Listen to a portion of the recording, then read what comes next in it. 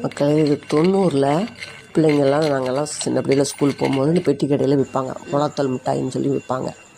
சரி, அப்போ நாங்கள் வாங்கி சாப்பிட்ருக்கோம். அந்த யாவமாக அன்றைக்கி போட்டு பார்ப்போம்னு இன்றைக்கி போட்டு பார்த்தேன். சரியா, 1 கப்பு கோதுமை மாவு, 1 கப்பு அரிசி மாவு நல்லா இறுக நல்லா பிசைஞ்சு சின்னதாக நீளமாக நல்லா உருட்டி போடணும். கட்டியாக பிசையணும், தண்ணி நில்லுன்னு ஆயிடக்கூடாது. ரொம்ப இறுக பிசைஞ்சு லேசாக கையில் எண்ணெயை தொட்டுக்கிட்டாலும் பிரச்சனை இல்லை. அந்த அன்றைக்கி நீளமாக வரத கொக்கட்டா விற்கிற உருட்டுற மாதிரி உருட்டி வச்சிடணும். வச்சு வானலில் எண்ணெய் ஊற்றி நல்லா பொரிச்சு எடுத்துக்கணும். ஒரு 10 10 போட்டு நல்லா பொரிச்சு நல்லா வெந்து பிறகு எடுத்துட வேண்டியதான்.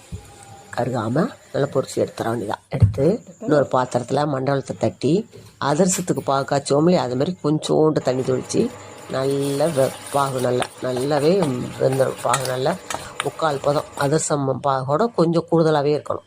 அப்படி நல்ல பாகு வந்த பிறகு லேசாக கேசரி பொடி போடணும். ஏன்னா அது மிளகாத்தூள் மிட்டாயினே பேர், அதனால் அதில் கேசரி பொடி போட்டு அந்த பாகு வந்து தண்ணியில் ஊற்றி பார்த்தா டொக்குன்னு சத்தம் கேட்கணும். அந்தளவு இருக்கணும். நல்லா பாகு நல்லா ஆனோடனே அந்த பொரிச்சு வச்சதை தூக்கி தட்டி நல்லா ஒன்று ஒன்றா எடுத்து சாப்பிட வேண்டியதாக நல்லாயிருக்கும்.